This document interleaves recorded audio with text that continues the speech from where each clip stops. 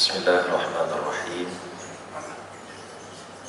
Assalamualaikum warahmatullahi wabarakatuh. Kita buka dengan umul kitab Al-Fatihah. A'udzubillahi minasyaitonir rajim. Bismillahirrahmanirrahim. Alhamdulillahirabbil alamin. Arrahmanir rahim. Maliki yaumiddin. Iyyaka na'budu wa iyyaka nasta'in. Ihdinas siratal mustaqim. Siratal ladzina an'amta 'alaihim ghairil maghdubi 'alaihim waladdallin.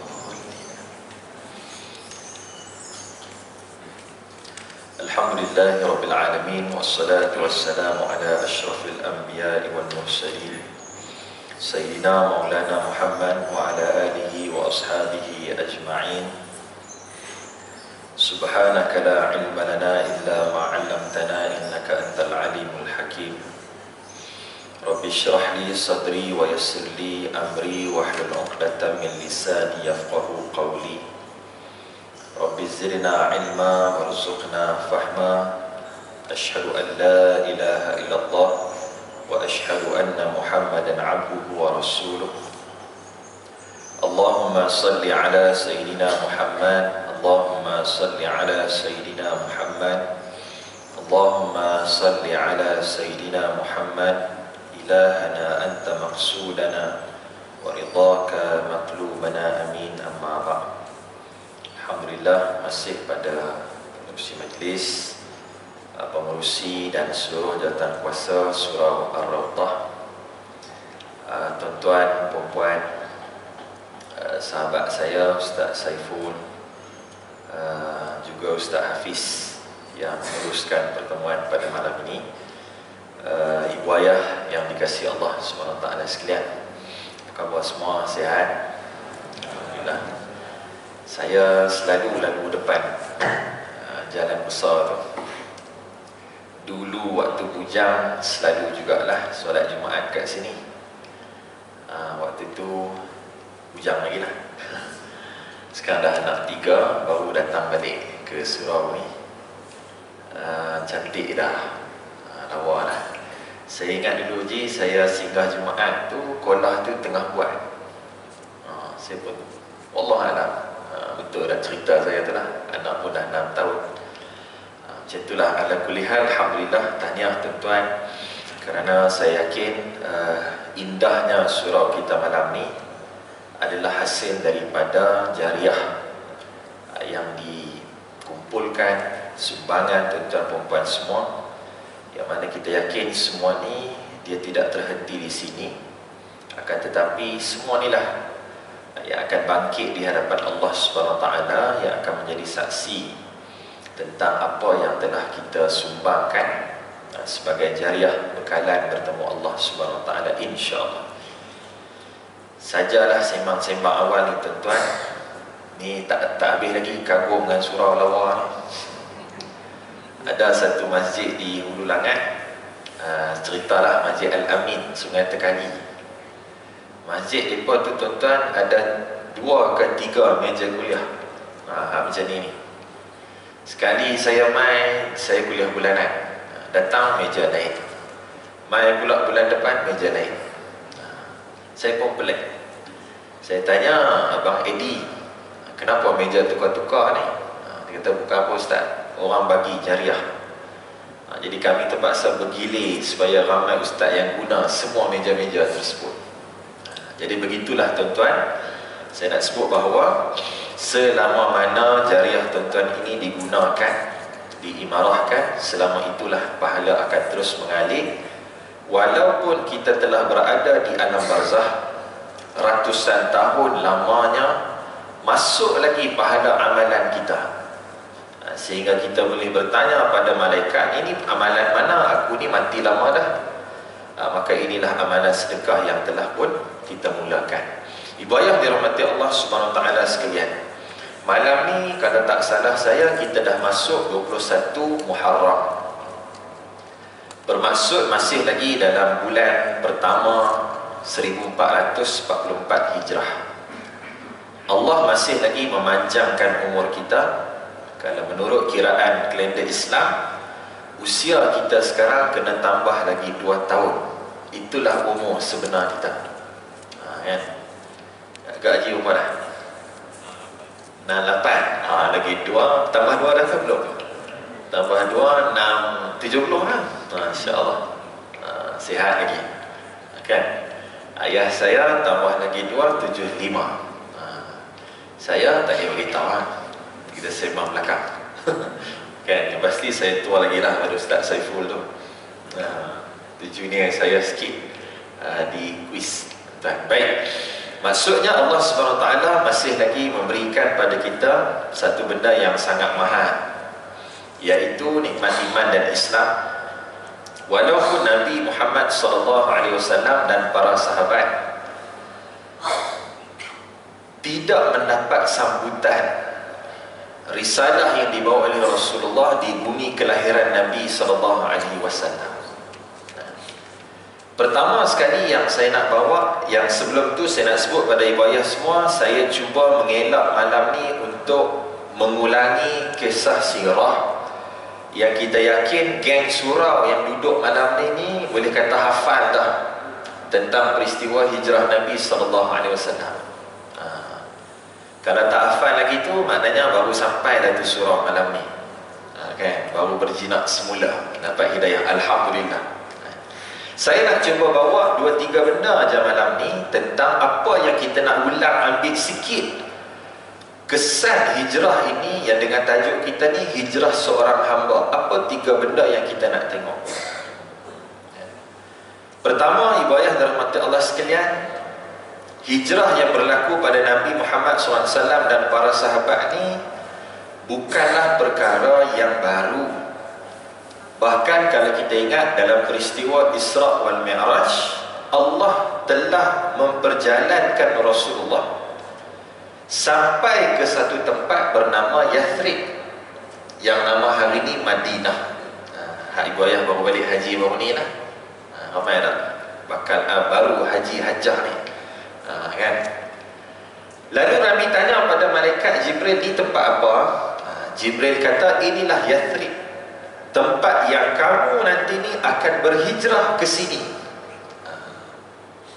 Baik, sudut psikologi dakwahnya ibu ayah semua, Nabi telah mendapat isyarat awal bahawa bukan setakat Taif menolak, bukan setakat Mekah lah sebelum tu menolak dakwah Nabi, keluarga tu, tapi Taif juga menolak. Lalu Nabi dibawa dalam Isra wal Mi'raj. Allah dah sebut dah, kamu ni akan berhijrah ke bumi Yathrib, Madinah. Tapi Nabi teruskan juga berdakwah di bumi Mekah, walaupun telah diberi isyarat yang akan menerima Islam sepenuhnya ni bukan Mekah, tapi Madinah dulu, kemudian barulah Mekah. Dalam Fathul Mekah, pembukaan kota Mekah. Poin saya yang pertama, ibu ayah semua, itulah kerja dakwah. Bawa risalah Islam ni bukan pada ukurannya berapa ramai yang menerima Islam, tapi hijrah ni nak ajar pada kita ibu ayah semua, Allah akan mempersoalkan di hari akhirat kelak apa usaha dakwah yang telah pun kita lakukan. Allah tak tanya anak kita tu akhirnya pakai tudung ke tidak. Tak. Allah tanya, kamu sebagai ayah ni suruh dah anak-anak pakai tudung? Itu cerita dia. Kan? Allah tak tanya anak kamu tu akhirnya solat ke tidak. Ya Allah tanya, kamu sebagai ibu suruh tak anak kamu solat? Dakwah ni terletak kepada apa yang telah diusahakan. Kalaulah dakwah ni lihat kepada hasil ibu ayah semua, maka gagal ramailah di kalangan para nabi dan rasul.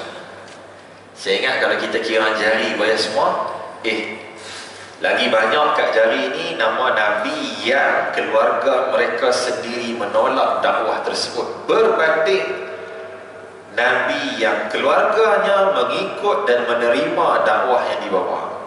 Setakat yang tahu dalam Quran lah 25. Kalau ikut berapa orang ibu ayah semua, nabi-nabi kita ni ada sekitar 124,000 orang. Rasul ada sekitar lebih 300 orang. Hak ada dalam Quran yang wajib kita ingat, yang wajib kita beriman 25 orang. Kalangan 25 tu pula Allah kecilkan lagi ulul azmi yang 5 orang. Kalangan 5 ni pula boleh dikatakan semuanya ditolak dakwah Islamnya oleh kalangan keluarga mereka sendiri. Semua. Hak nak kita ringkas malam ni, antara yang paling terkesan adalah Nabi sedih dengan kematian Abu Talib yang menjaga Nabi. Lama Abu Talib jaga Nabi ni, tuan-tuan perempuan. Kalau kita kira, Abu Talib ni menjaga Rasulullah bermula sekitar usia Nabi 9 tahun, lebih kurang, sampai umur berapa? Lebih 40 tahun. Lupa pula malam ni Abu Talib meninggal, Nabi umur berapa? Siapa tahu? 40 usia jadi Nabi. Kemudian Nabi dakwah, saya ingat saya 42, 43 meninggal Abu Talib. Kalau lajak sikit pun dia akan pergi 45, sebab Nabi dakwah secara rahsia 3 tahun. Tahun keempat isytihar, tahun kelima 2 tahun ni cabaran seterusnya.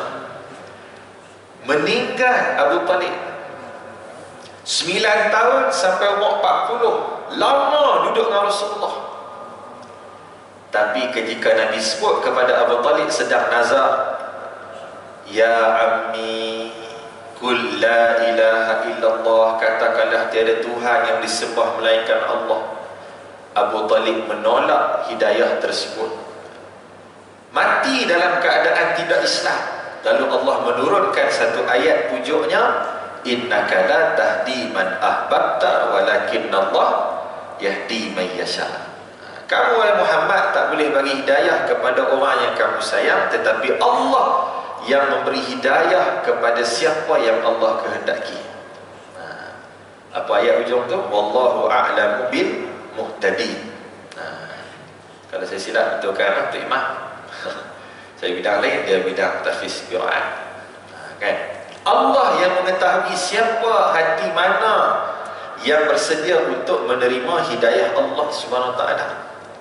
Gagal tak Rasulullah tak Islamkan Abu Talib? Tidak. Berjaya Nabi, sebab sepanjang dakwah dan usia Abu Talib, Nabi tak pernah berhenti menyampaikan Islam. Andainya diletak matahari tangan kanan, bulan tangan kiri, untuk aku berhenti buat kerja dakwah, kata Rasulullah kepada Abu Talib ketika dipujuk, ketika tengah deal antara kerajaan Mekah dengan Nabi. Kamu stop buat kerja dakwah, perempuan cantik kami bagi, harta yang banyak kami boleh bagi, pangkat kedudukan yang kamu nak, Perdana Menteri ke, timbalan Perdana Menteri ke, Presiden Mekah ke, kami boleh bagi. Syarat dia stop bercakap tentang Islam. Nabi kata, andainya matahari letak tangan kanan, bulan tu diletakkan di tangan kiriku.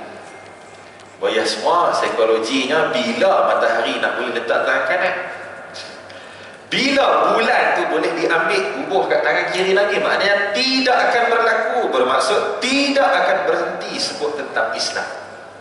Nabi akan jalan terus membawa agama Allah Subhanahu Wa Taala.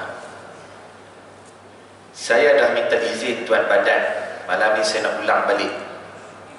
Saya minta izin, dia kata boleh Ustaz, Ustaz boleh cerita dalam ceramah. Ibu ayah kenal semua Ibu Fauziah Nawi kan. Dia sempatlah jadi guru persembahan waktu saya masuklah sikit rancangan pencetus rumah Oasis tu kan. Dia kata, Pak Ustaz, tak apa ke Ustaz, saya rotan anak saya. Saya kata, baguslah ibu, okey. Masalahnya umur dia 30 lebih. Dia kata, boleh ibu, tak ada masalah. Tapi kenapa ibu rotannya? Saya sekali tu dia datang rumah saya Ustaz, bawa cucu-cucu. Saya panggil dia baca Quran. Mai duduk depan ibu baca Quran. Cucu duduk sebelah tengok. Anak tengok ayah baca Quran depan nenek dia. Baca sangkut-sangkut Ustaz, saya rotannya. Saya kata, ibu bagus tu. Tapi kenapa ibu buat macam tu? Saya tanya dia. Dia suruh panggil ibu kan. Kata, bukan apa Ustaz, ibu ni taklah reti sangat baca Quran. Bolehlah sikit-sikit, tapi ibu tak mau mati dalam keadaan anak pun ibu tak dan ajar baca Quran. Disebut macam tu. Dia kata bagus ibu, cantik. Hak ni yang sebenarnya dalam Islam, selagi sama ada kita hidup ataupun anak kita hidup, menyampaikan Islam tidak pernah berhenti. Urusan dakwah tidak pernah berhenti. Wa anzir ashiratakal aqrabin, dan serulah, dakwahlah kepada aqrabin. Ini ayat pertama Nabi disampaikan oleh Allah setelah Rasulullah menyampaikan Islam secara rahsia 3 tahun hak kita sebut tadi. Nabi sembahyang senyap-senyap, Nabi berusrah ke rumah Arqam bin Abi Al-Arqam. Islam ni senyap-senyap. Waktu itulah as-sabiqun al-awwalun bila Rabbah, Sayyidina Ali. Hak Islam dalam keadaan diam-diam ni, lalu Allah turun ayat wa anzir ashiratakal aqrabin. Hai Muhammad, bangun dakwahlah kepada aqrabin, kaum kerabat yang terdekat. Baru Nabi buat jamuan family day, panggil semua main rumah buat makan. Waktu itulah Nabi bangun istihar, aku ni Nabi, sembahlah Allah. Ayat-ayat berkisah tentang tauhid. Maksudnya ibu ayah semua, dalam keadaan kita mengimarahkan surah Ar-Rawdah hak sejuk ni, masing-masing duk peluk sejuk ke tu, duk macam tu kan. Saya pun sejuk ni. Akak belakang duk kipas. Sudah. Sejuk ke panas? Ustaz tak rasa Ustaz. Cuma Ustaz pakai telekong. Jap. Kita kena hati-hati. Takut-takut kita ni cantik dah, berjiwa suram, tapi macam mana dengan kaum keluarga kita? Sebab inilah sebenarnya sasaran dakwah pertama yang diperintahkan oleh Allah Subhanahu wa ta'ala. Hak ni kena jaga ibu ayah sekalian. Kita boleh kata pelik, ish apa budak ni dah hafal 15 juzuk, buka tudung, buka baju dalam crack house comedy club. Kesian akidah dia. Kita boleh sebut macam tu. Maksudnya apa? Kita ni geng suram. Selesai dah filter benda yang merosakkan akidah ni, boleh tepis dah. Tapi ibu ayah semua jangan lupa, anak-anak kita pun tengok video tersebut. Dia pun dengar kata kakak tu, lah aku pun kena paksa pakai tudung umur 5 tahun macam dia juga. Ni pula tengok, betul lah aku pun kena paksa hafal Quran juga. Stres lah.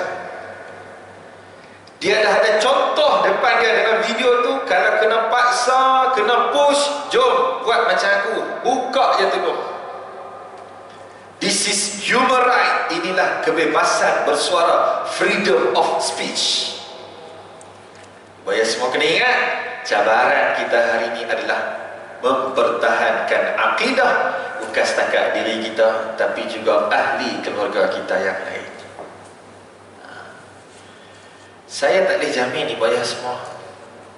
Okeylah, Alhamdulillah, Allah sibukkan sikit saya ni ceramahlah sana sini, menyebabkan dan lah belek-belek sikit kitab-kitab, walaupun tak erti mana jahil saya ni. Tapi kalau 2022 ini cabarannya ibu ayah semua. 20 tahun lagi anak saya ni akan berusia 26. Sekarang 6 tahun. Macam mana waktu dia umur 26, cabaran akidah yang akan dihadapi? Kita tak tahu. Minta maaf haji, ikut Islam 70 dah. Cucu kita macam mana? Anak kita macam mana nak berhadapan 20 tahun, 30 tahun akan datang? Yang mana Nabi telah janji dalam banyak hadis. Tuan-tuan boleh tengok.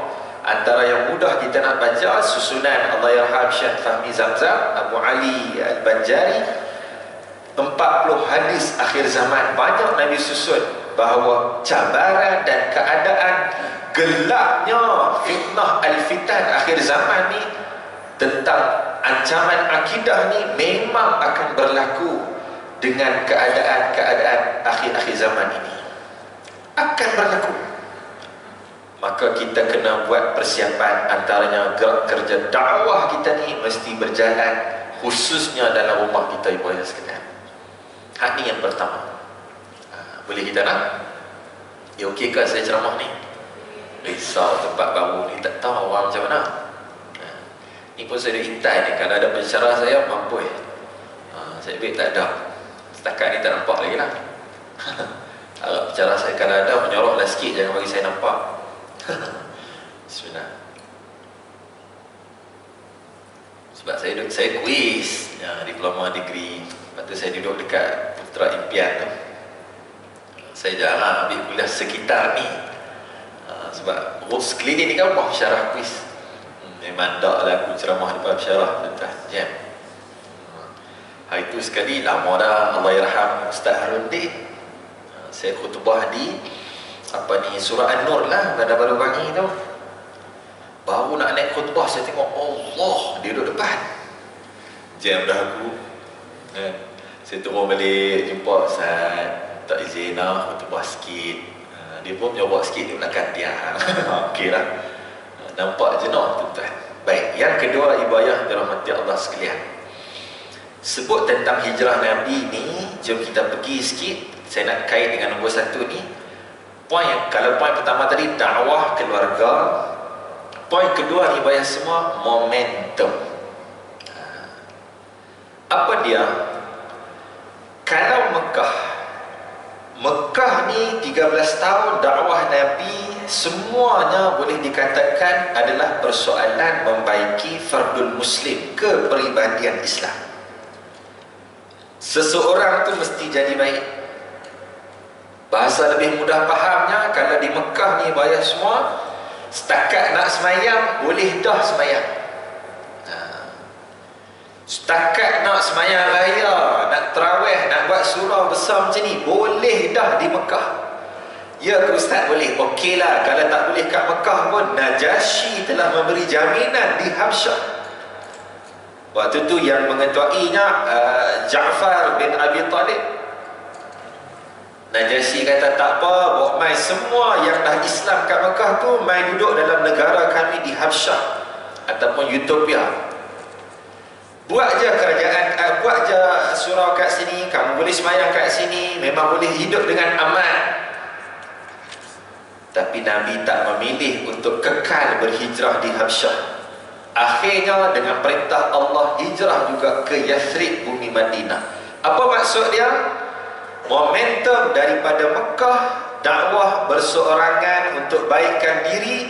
Allah perintah bahawa bila sampai di Madinah, mesti bukan setakat baik diri, tapi membaikkan orang di sekeliling kita.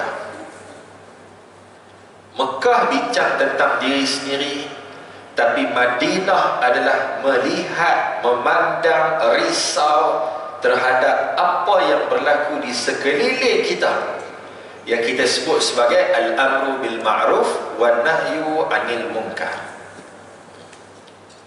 Nabi kata apa? Man ra'a minkum munkaran falyughayyirhu biyadihi, fa in lam yastati' fa biqalbihi, fa in lam yastati' fa bilisanihi, fa in lam yastati' fa biqalbihi, wa dzalika adhaful iman. Nabi kata, siapa yang melihat kemungkaran, pertama sekali hendaklah dia cegah dengan kekuasaan tangan dia. Kita semua ni ada tangan. Apa maksud dia? Kita ni kalau tak orang saja biasa-biasa, kita ni ketua keluarga. Itu tangan kita, kekuasaan. Kita ni siapa dia? Kita ni ketua jabatan. Kita ni CEO dalam syarikat kita. Ya. Kita ni pengerusi Persatuan Penduduk. Kita ni pengerusi surau contohnya. Kita ni yang berhormat ke, kita ni ahli majlis ke, kita ni menteri ke, timbalan menteri ke, perdana menteri ke. Biari dakwah ataupun mencegah kemungkaran, yang pertama ni mesti dengan kekuasaan kita. Kena buat, tuan-tuan. Dengan apa yang ada pada tangan kita ni, hendaklah kita mencegah kemungkaran yang berlaku. Saya bukan nak sentuh mana-mana, tuan-tuan, tapi saya rasa kita kena puji juga. Bermula tahun 2023, tidak akan ada lagi pusat perjudian di negeri Kedah Darul Aman. Kena sebut negeri saya. Ada orang Kedah lah sini. 2 hari lepas, semalam Mereka pergi potong elektrik pusat judi haram. Senang cerita, daripada duduk bantras sita, ikat rantai besi, baik potong elektrik terus. Senang. Judi itu judi haram dan judi online. Tak ada elektrik, apa pun tak jadi. Senang. 2023 tak ada lesen akan dibenarkan. Halal ke haram ke, memang haram dah judi ni. Bila sudah undang-undang halal ke haram ke, tak akan dibenarkan. Ibu ayah semua, saya tak ajak ibu ayah faham sudut lain, tapi nak bawa kepada kefahaman. Man ra'a minkum munkaran falyughayyirhu biyadihi. Dengan kekuasaan yang ada, kamu kena cegah kemungkaran. Maka alhamdulillah, dengan kekuasaan yang ada pada penguasa di negeri Kedah tu, mereka batalkan lesen perjudian. Itu contoh. Segala ayat-ayat pensyariatan halal, haram, sah, batal, makruh diturunkan ketika Nabi telah menjadi kerajaan di bumi Madinah. Kalau Mekah semua ayat berkaitan dengan akidah, tapi Madinah ayat berkaitan dengan pemerintahan, pentadbiran, kekuasaan, syariah, fiqh, hukum hakam. Maksudnya saya nak bawa dalam kita surah malam ni, bila sebut hijrah ni, kita kena berhijrah juga daripada fikir tentang diri kita sendiri kepada memikirkan macam mana kita di Ar-Rawdah ni, macam mana kita di section 5 ni. Ada lagi dah orang tak semayang, ada lagi dah orang lepak, ada lagi dah ketuk. Kampung saya ada je. Aduh, sedih juga kita duduk ceramah kat KL Selangor, mereka duduk main ketuk. Ada satu rumah tu relax je, agenda setiap Sabtu malam Ahad. Saya tanya ketua kampung, tak pergi balai ke? Allah, saya buat live kat situ pun ada tak? Kata sama ya Ustaz, dia bayar dah. Settle. Tuan-tuan, kena tengok. Adalah satu, kan kita kecoh sekejap, satu balai polis di Malaysia ni jadi kelab malam kan, pukul 2 pagi. Bukan kat sini lah, dekat Zimbabwe sana kan. Rupanya 2 orang perempuan yang melacurkan diri tu tinggal pun sekitar tempat kita. Buat sekalian, saya nak ajak poin nombor 2 ni mudah ya. Kita hati kena bimbang dengan masyarakat sekeliling, tu je. Kena ada. Jadi cerita, sempatlah saya beli jiwa anak-anak dengan isteri petang tadi, bawa pusing Tasik kuis. Jadi naik kereta, bila nak balik rumah, turun bukit rumah kami Pansapuri tu, saya pelik tengok 2 orang budak perempuan. Seorang perempuan tu dah 2, kalau dah 3 pendek lah. Seorang lagi kakak tu dekatan 2 gitu kot. Dia ingat line clear kot. Kereta saya jauh lagi, dia naik bukit, saya turun bukit. Tiba-tiba mulut asap. Ini asap keluar mulut ni. Duk Ustaz, dia pusing sikit. Lepas tu dia tengok depan, asap keluar lagi. Lah, dia isap vape. Sambil jalan kaki tu isap vape. Saya macam, lepas tu dia pasang kat adik dia ke kawan dia, tapi kecil lagi lah. Budak tu pula ambil, sedut sikit, vape. Dekat rumah saya tu. Nak sebutnya ibu ayah semua, tanggungjawab kita ni banyak. Kalau sekadar kerja Islam ni untuk jaga diri kita sendiri, kita boleh duduk sah pertama setiap kali semayang. Nabi tak perlu berhijrah, cukup stay di Mekah. Tapi bila perintah Allah kena ke Madinah, maknanya lepas keluar surah Ar-Rawdah ni, kita kena tengok pula orang keliling, macam mana mereka dengan Islam, macam mana mereka dengan Allah dan Nabi SAW. 2. Yang ketiga, ibu ayah dirahmati Allah sekalian. Baru 8.30. Masa macam ceramah banyak dah. Jam. Saya pun target lebih kurang 8.50. Emergency sikit 9. Emergency lagi 10. Boleh bayar sekalian 10. Sudah. Dah gua. Alam kantin pun duit lo ekor sedap lah tu kan. Baik, yang ketiga, ibu ayah dirahmati Allah SWT sekalian, Yang ketiga ni saya nak sebut, kalau nombor satu tadi dakwah dengan keluarga kita, nombor dua ni momentum, juga masih kaitan dengan dakwah tadi. Nombor tiga ni hijrah mengajarkan kepada kita nilai. Bukan nilai hak sebelah ni. Nilai. Hidup kita ni bayar semua, kalau kita tidak pandai melihat nilai keutamaan yang lebih besar, kita akan tersesat, terjerumus ke dalam dunia yang fana ni. Jom kita tengok sirah sikit. Bukan senang nak meninggalkan kediaman, tempat lahir, tanah tumpah darah di bumi Mekah untuk pergi ke Madinah yang dalam keadaan belum tentu lagi dapat balik semula ke kampung halaman di Mekah. Belum tentu. Okeylah, saya mengaku malam ni saya sikit lagi nak selesai proses beli rumah. Oh, nak beli anak 3 lah. Tak mahal mana lah rumah saya beli tu, murah je berbanding bayar close. Oh, tu tak cerita kan. Kumpulan duit, usaha lah nak beli rumah. Tiba-tiba kalau Allah kata kena hijrah, tinggalkan rumah tersebut, soalan dia, sanggup ke? Bukan senang. Dibayar sekalian, 54 orang syuhada, lebih 500 yang cedera dalam serangan di Gaza minggu lepas.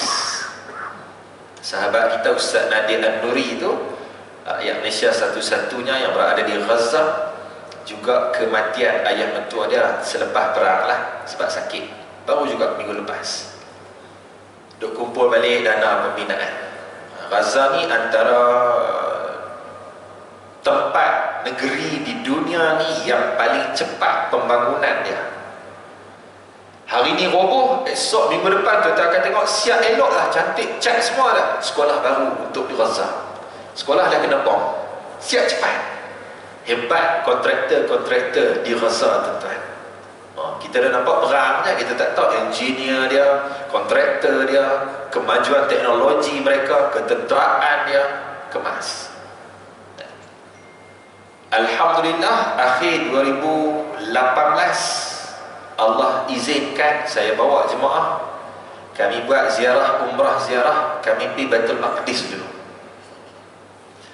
Masuk daripada sempadan Jordan tu, masuk ke apa nama ni, Baitul Maqdis, jalan Gunung Ganang, usah je. Tiba-tiba sampai tempat tu lawa aja. Ada line jalan, landscape pun lawa, bunga cantik. Perumahan macam kita adalah teres lawa kan, 2 tingkat. Saya tanya tu kan, ini tiba-tiba lawa ni tempat siapa? Inilah penempatan Yahudi. Jalan lagi tengok, macam muka Malaysia. Duk main dengan anak-anak kecil. Rupanya orang Asia kita ni jugalah, bukan Malaysia lah. Saya tanya dia kata, ya itulah Yahudi dari Vietnam contohnya. Jalan lagi, kulit cerah, putih, handsome je. Oh, ini Yahudi dari Jerman. Mereka sedang lama dah memanggil Yahudi seluruh dunia untuk mendapat penempatan di Baitul Maqdis, Palestin. Isu dia nak sebut dengan poin nilai tadi.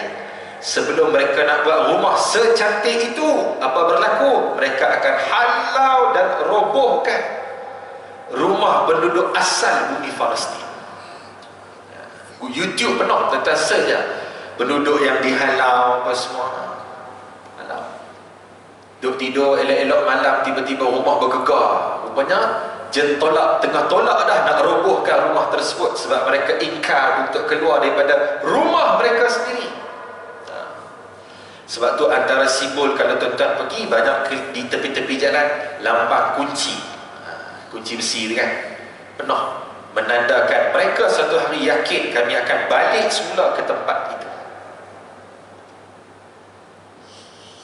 Allah menyatakan dalam Al-Quran, a'udzubillahi minasyaitanir rajim, kul in kana aba'ukum wa abna'ukum wa azwajukum ila akhir ayat. Saya nak ringkas, ada 8 benda yang Allah sebut dalam ayat ni.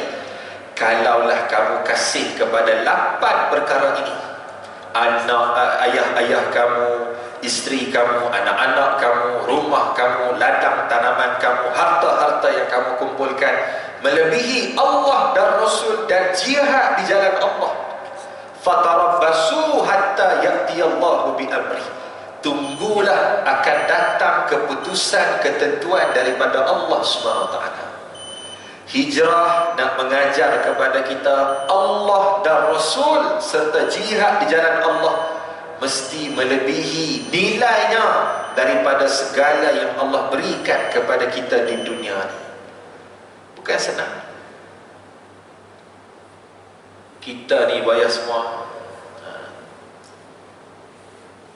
2 bulan lepas Allah yarham mak tam saya meninggal.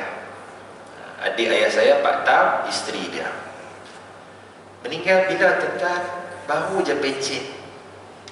Pencen bulan 10 tahun lepas. Bulan 12 sakit perut sangat-sangat, pergi diagnose hospital kanser. Kanser tu terus, kanser ni macam biasa lagi, mana tahap 1 terus tahap 4. Tahun tu mesti 4 dah. Buatlah rawatan sampai bulan 6. Akhirnya bulan 6 Allah jemput bertemu Allah Subhanahu wa taala. Ke awal bulan 7. Saya nak sebut apa? Allah yarham maktam saya ni belum pun sempat sangat menikmati elam pencen dia sebagai guru selama hayat dia. Satu. Yang kedua, Allah yarham maktam saya ni baru sahaja selesai urusan pembelian sebuah rumah. Bahasa mudah sembangnya kat sini, tak ada duduk pun rumah yang dia beli. Masya Allah. Tak sempat tinggal pun. Tuan-tuan, nak sebutnya dunia yang kita duduk ni, kalaulah kita sayang sangat, sebenarnya kita sayang ibarat sayang kepada kain buruk yang telah usang. Satu hari Nabi SAW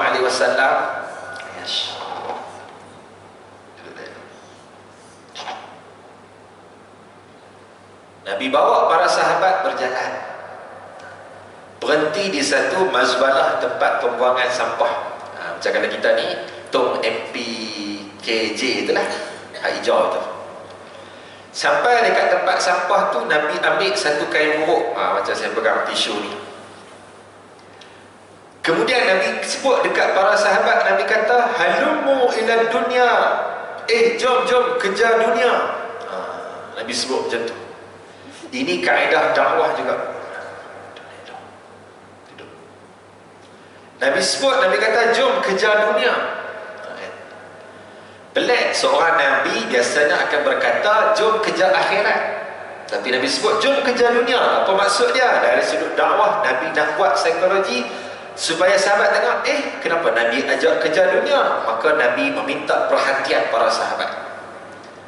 Bila sahabat tengok Nabi, Nabi pun mengambil satu kain buruk. Nabi kata, Nabi koyak kain buruk tersebut sambil Rasulullah menyatakan, inilah nilai dunia di sisi Allah Subhanahu wa taala. Ibarat kain buruk yang telah rebut dikoyak-koyakkan. Inilah nilai dunia yang kita kerja pagi, petang, siang, malam. Bukan tak mau pi ustaz surau, tak ada. Tak ada. Orang Kedah lah. Orang Kelantan tak ada. Habis kita boleh maghrib main isyak lagi, kita pun nak beli barang dapur. Pergilah Lotus dekat tu, tengok air ada apa? Tadi tak ada surau. Oh tak ada. Surau tak ada, Lotus dah. Bukan tak mau pergi surau lagi, bawa anak-anak kecil ganggu orang semayang ustaz. Pergi kat Lotus tu, dia hak dukung bahu dalam troli penuh, bawa semua anak-anak. Lotus boleh. Alasan. Sebab apa? Sebab kita nampak nilai dunia ni lagi besar daripada akhirat. Ya ayyuhalladzina amanu idza qila lakum unfiru fi sabilillahi thaqaltum ila al-ard araditum bil hayatid dunya minal akhirah fama mata'ul hayatid dunya minal akhirah illa qalil.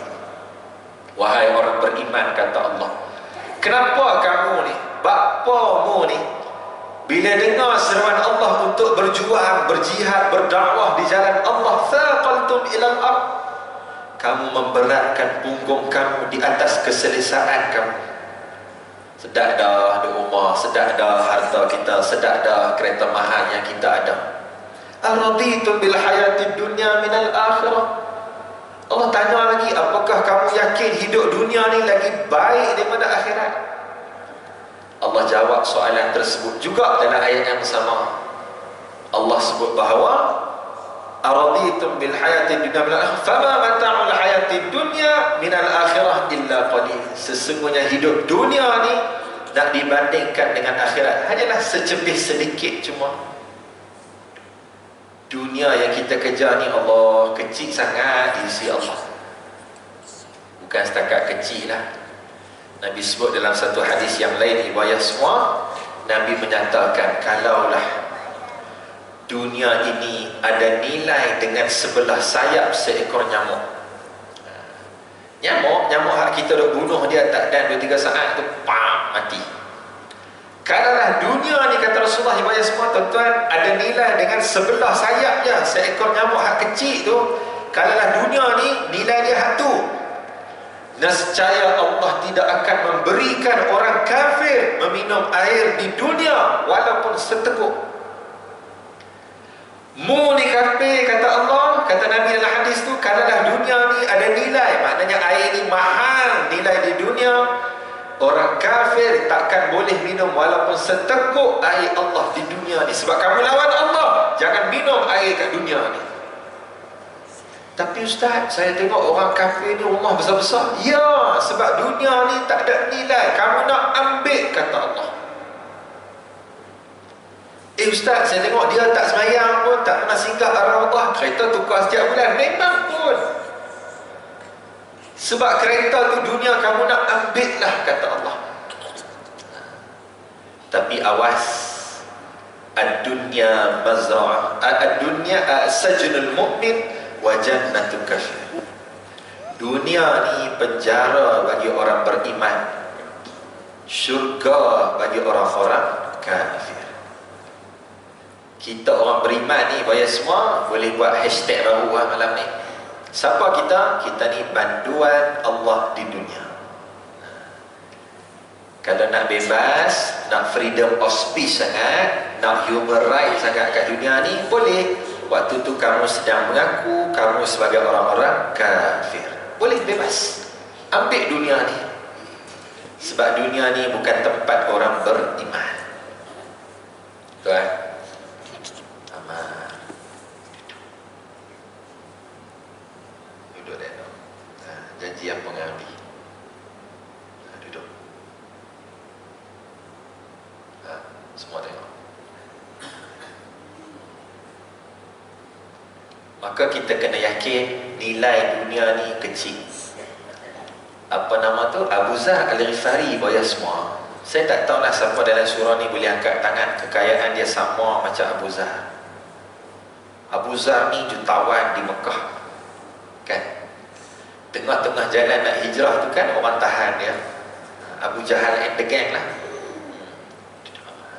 Diam. Tak mau main dah.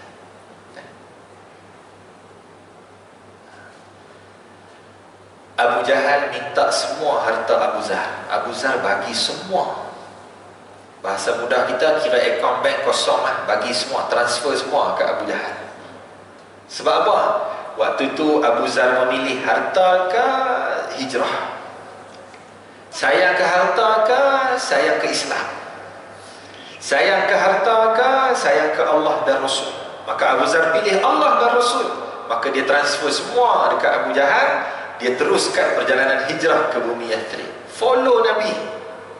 Disebabkan peristiwa itu, Allah turun dalam surah Al-Baqarah, wa minan nasi man yashri nafsahu ibtigha'a mardatillah. Di kalangan manusia ni ada yang menjual diri mereka untuk apa? Mardatillah.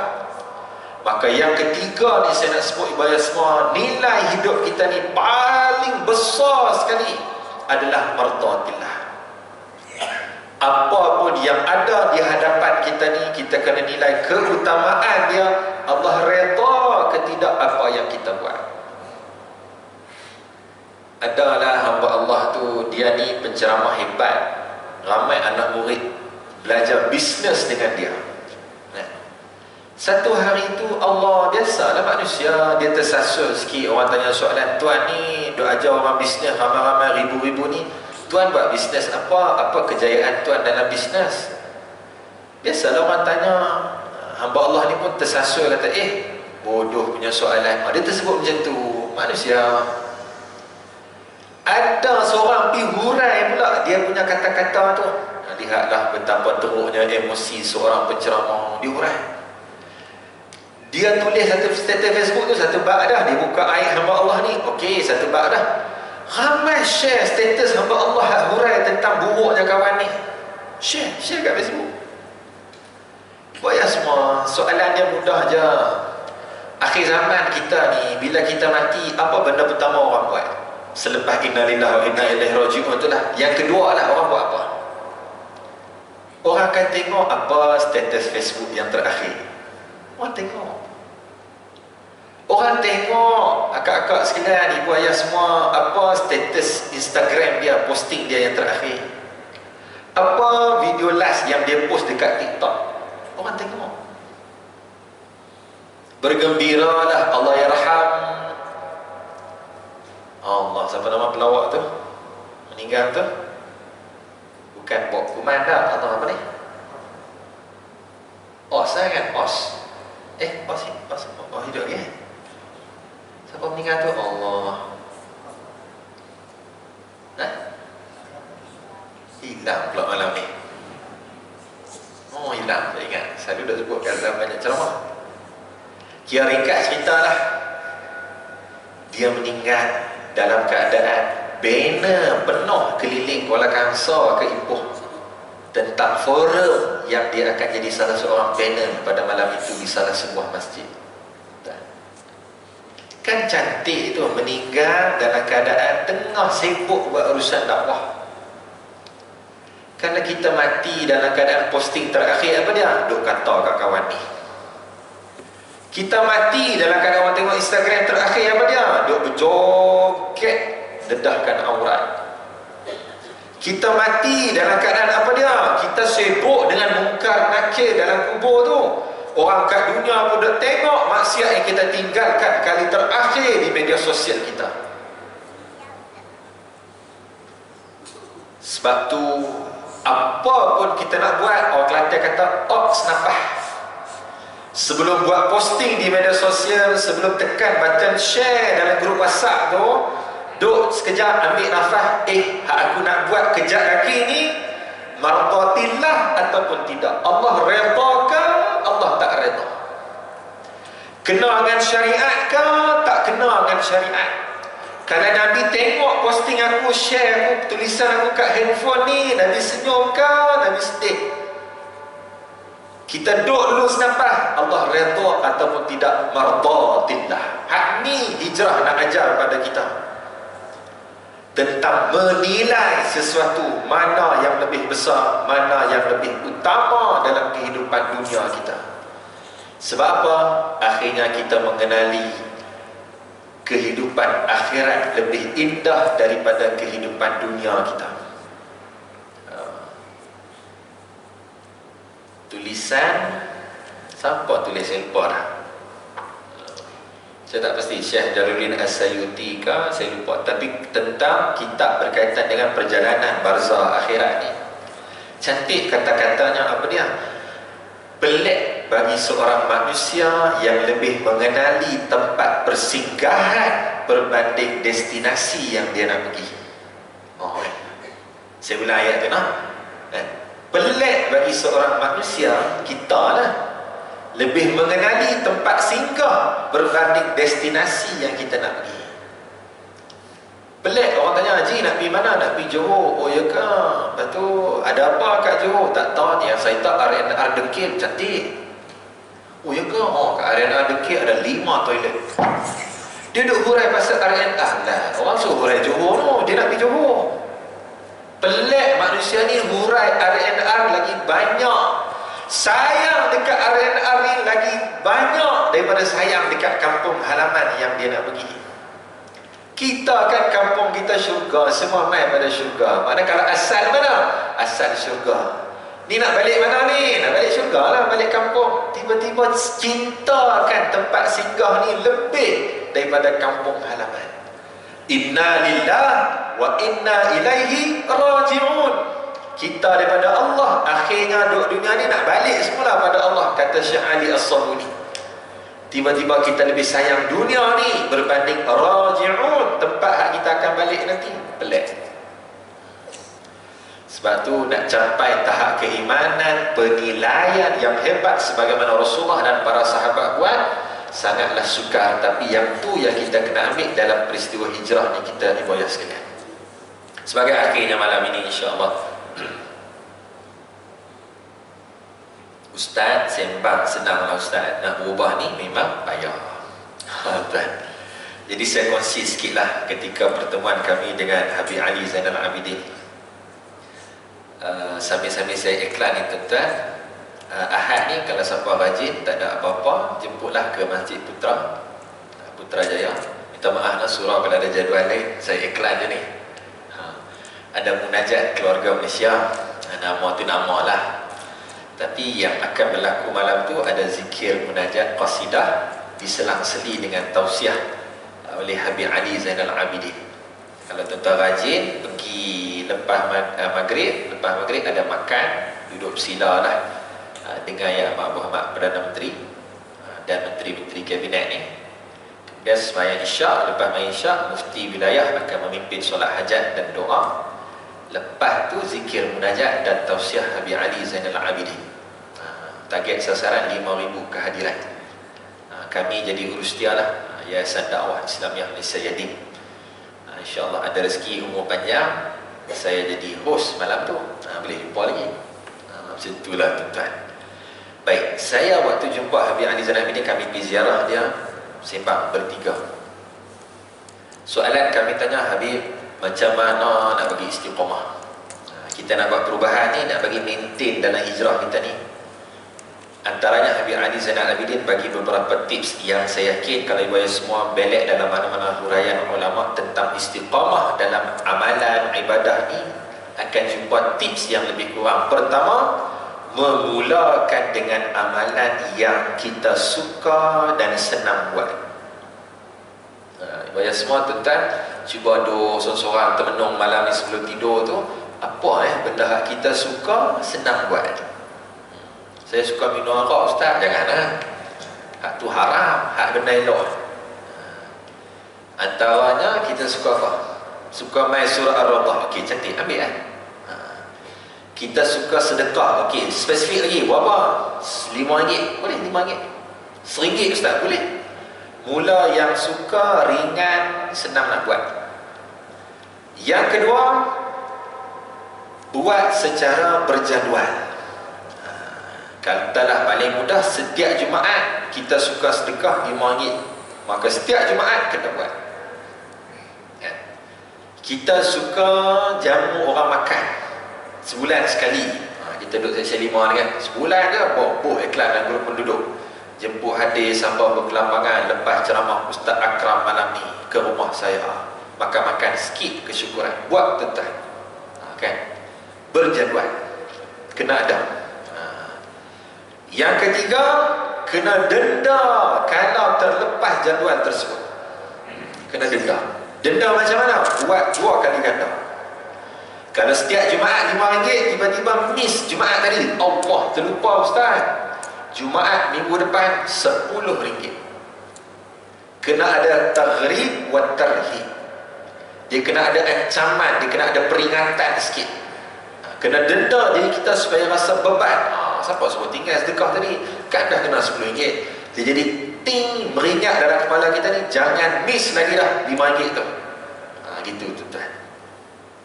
Payah bangun subuh, denda. Contohnya apa? jangan tidur selesa malam tu. Sebab apa? Subuh semalam tak pergi surau. Contoh. Denda, kena denda. Yang ketiga. Yang keempat, doa banyak-banyak pada Allah supaya Allah kekalkan kita dalam istiqamah ni, tuan-tuan. Istiqamah ni hanya milik Allah. Allah yang boleh menentukan. Ya muqallibal qulub, tsabbit qalbi ala dinik wa ala ta'atik. Doa ni banyak-banyak pada Allah.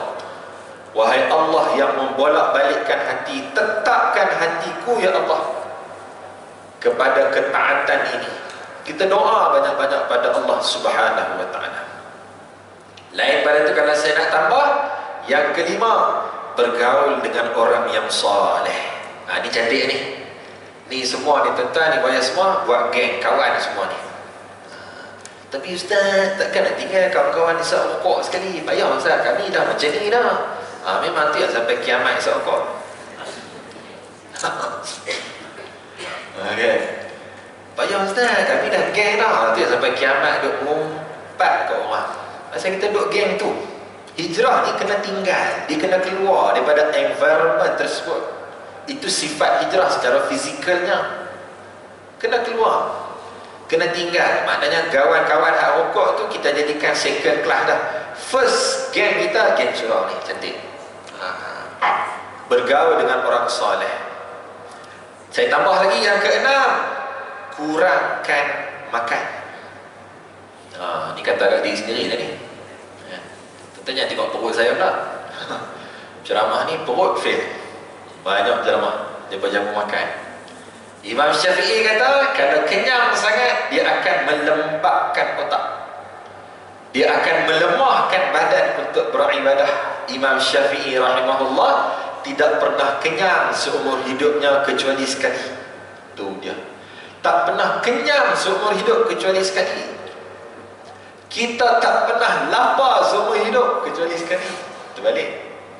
Sekali tu terkenyang. Apa Imam Syafi'i buat? Masuk jari dalam mulut, usik anak tekak sampai muntah balik makanan. Sebab dia rasa terlajak, terkenyang sekali. Imam Syafi'i rahimahullah. Hebat. Sebab apa? Melesukan amalan, melembabkan otak. Saya tambah lagi yang ketujuh, kurangkan tidur. Kurangkan tidur. Imam Nawawi rahimahullah bukan setakat bujang kehidupannya, tapi tidak pernah tidur di pembaringan kecuali tidur dalam keadaan. Ada contoh tak? Macam haji kat belakang lah. Angkat kaki, tapi dua-dua Imam Nawawi peluk kaki tersebut, pejam. Sandar ni, sandar dinding, angkat dua-dua kaki, paha rapat ke dada, peluk. Kenapa? Bila terjatuh, tersedar tu, terus ambil wuduk, solat dan mengarang kitab. Imam Nawawi rahimahullah, yang mana di semua masjid surau confirm ada Arba'un Nawawiyah Imam Nawawi, 40 hadis Imam Nawawi. Kurang tidur. Ni teknik-teknik nak bagi kita istiqamah, hati kita bersih. Sekali lagi, hak saya sebut ni untuk diri saya juga. Bukan bermaksud bila saya sebut saya telah berjaya, belum tentu, tuan-tuan. Ini semua kita kena jaga. Dan akhir sekali bayar semua. Teknik penceramah memang dia sebut akhir sekali tu 5 kali. Hak ni akhir semua dah, insyaAllah.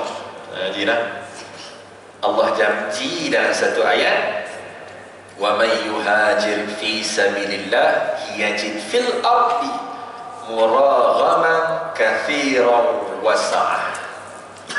Kita nak hijrah ni, nak buat benda baik ni, nak jadi orang baru lepas habis ceramah ni, nak improve diri kita ni, umur makin naik, takkan amalan duk taratu juga. Kematian makin dekat, takkan kita dengan Allah macam tu je lagi. Kita nak improve ni, Allah kata siapa yang berhijrah di jalan Allah, yajid fil ard, dia akan menyaksikan di dunia ini kathiran wasa'ah. Allah sediakan banyak rezeki untuk dia, dan Allah luaskan lagi rezeki kepadanya. Kita yakin sungguh pada Allah, kata Ibnu Katsir, Allah akan tambah kelapangan hati dia, rezekinya akan bertambah dengan sebab hijrah yang dia lakukan. InsyaAllah ibu ayah semua, mudah-mudahan perkongsian kita malam ni memberi manfaat untuk kita semua. Mudah-mudahan 1444 ni kita menjadi orang yang baru daripada semua sudut, khususnya amalan kita bertambah. Sebagaimana Nabi menyatakan antara calon ahli syurga adalah semakin bertambah umurnya, semakin bertambah amalan dia dengan Allah Subhanahu Wa Taala. Antara calon ahli neraka Allah wal iyazubillah, semakin bertambah umur, semakin bertambah juga maksiat dan kemungkaran dia kepada Allah wal iyazubillah. Saya sebut 3 tadi. Pertama, dakwah kita ni kita boleh mulakan kalangan aqrabin, kaum kerabat kita. Yang kedua, kita sebut tadi, kita tak mau lagi duduk fasa Mekah saja, kita nak improve ke Madinah juga. Bermaksud kita jadi pendakwah di section 5 kita ni. Tengok orang keliling kita, cegah maksiat sama-sama, ajak kebaikan sama-sama. Yang ketiga tadi, kita nak kena susun balik yang mana paling mahal dalam kehidupan kita, tak lainnya adalah mardatillah, nilai yang kita sebut tadi. Dan yang last tadi adalah beberapa benda yang kita boleh usaha untuk kita istiqamah di jalan Allah Subhanahu Wa Taala ini, insya-Allah. Apa yang baik daripada Allah Subhanahu Wa Taala, yang buruk kelemahan saya mohon maaf salah silap. Insya-Allah ada rezeki jodoh kita jumpa lagi. Doakan saya tuan-tuan. Sebagai iklan tadi saya ulang balik. Yang pertama, siapa free Ahad ni, jemput ke Masjid Putrajaya bermula maghrib. Ada lagi kalau tuan-tuan Masjid pukul 5 tu kami konvoi motosikal 100 buah, tapi itu tak payahlah, boleh main dia bermula maghrib. Yang kedua, ibu semua, yang ni sajalah Haji minta izin lah. Kalau tuan-tuan nak menyimpan duit sama-sama, boleh simpan daripada sekarang. Kita pergi umrah sama-sama bulan 2 nanti, insya-Allah. Cik ingatkan simpan apa dia kan? Kalau tuan-tuan nak pergi umrah bulan 2 bersama saya dan Imam Muda Fakrun, insya-Allah bulan 2 tahun depan, boleh hubungi saya lah. Kita boleh pergi umrah sama-sama, insya-Allah. Jadi wallahu alam, sekadar itu sahaja. Apa yang baik daripada Allah Subhanahu Wa Taala, yang buruk kelemahan saya mohon maaf salah silap. Aqul qawli hadza wa astaghfirullahal azim li wa lakum. Assalamualaikum warahmatullahi wabarakatuh. A'udzubillahi minasyaitonirrajim. Bismillahirrahmanirrahim. Alhamdulillahirabbil alamin, wassalatu wassalamu ala asyrafil anbiya'i wal mursalin sayyidina maulana Muhammad wa ala alihi wa ashabihi ajma'in. Allahumma faqqihna fid din wa 'allimna at-ta'wil. Ihdinas siratal mustaqim, siratal ladzina an'amta 'alaihim minal nabiyyin was-siddiqin wasyuhada'i was-salihin wa hasuna ulaika rafiqa ya arhamar rahimin. Sallallahu ala sayyidina Muhammad wa ala alihi wa sahbihi wa barik wasallam. Alhamdulillah rabbil